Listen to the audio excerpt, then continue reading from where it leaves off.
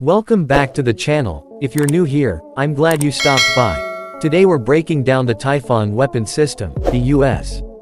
Army's mid-range capability launcher that recently operated in the Philippines, how it uses a vertical launch Mk.41 adaptation, and why this matters for regional security. Start with what Typhon actually is.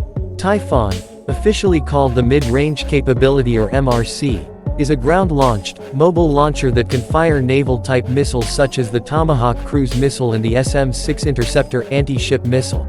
It's built to give land forces longer-reach strike and anti-access capabilities, essentially borrowing proven Navy missile technology and putting it on trucks and transporters for flexible basing. This was demonstrated when the MRC deployed to northern Luzon in the Philippines as part of joint exercises in April 2024. One of the technical pivots that makes Typhon notable is its use of a vertical launch adaptation derived from the Navy's Mk.41 vertical launch system. That adaptation lets the Army integrate missiles originally designed for shipboard use into a ground mobile package, simplifying logistics and enabling a wide range of missile types to be fired from the same launcher architecture. Naval news and other reporting have highlighted how the ground-based Mk.41 adaptation and associated integration work make Typhon a bridge between naval and land warfare capabilities. Operationally, the system's first widely noticed outing in the Indo-Pacific was intended for interoperability and deterrence, training with partners, validating maritime transport options, and exercising rapid emplacement and relocation.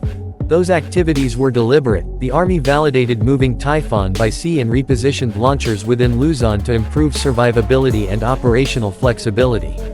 Naturally, the presence of the Typhon system in the Philippines has strategic consequences. Critics, most notably Beijing, argue the deployment risks escalation because missiles like Tomahawk have ranges that can reach deep into contested areas.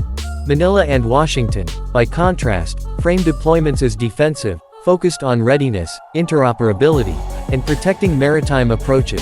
In early 2025 the U.S. moved some launchers to new positions on Luzon and confirmed they would remain in the country for the near term, while the Philippines also signaled interest in acquiring similar capabilities for its own forces.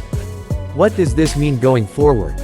Typhon shows a doctrinal shift, leveraging naval missile designs on land to increase targeting flexibility and complicate an adversary's calculations.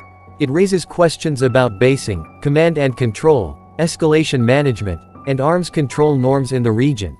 For viewers, the takeaway is simple: Typhon is less a single weapon than a new way to project naval strike power from the ground, and its deployments will be a key flashpoint in Pacific security discussions. If you like this explainer, hit subscribe, leave a comment with what system you want covered next, and share the video if you found it useful. Thanks for watching, see you in the next breakdown.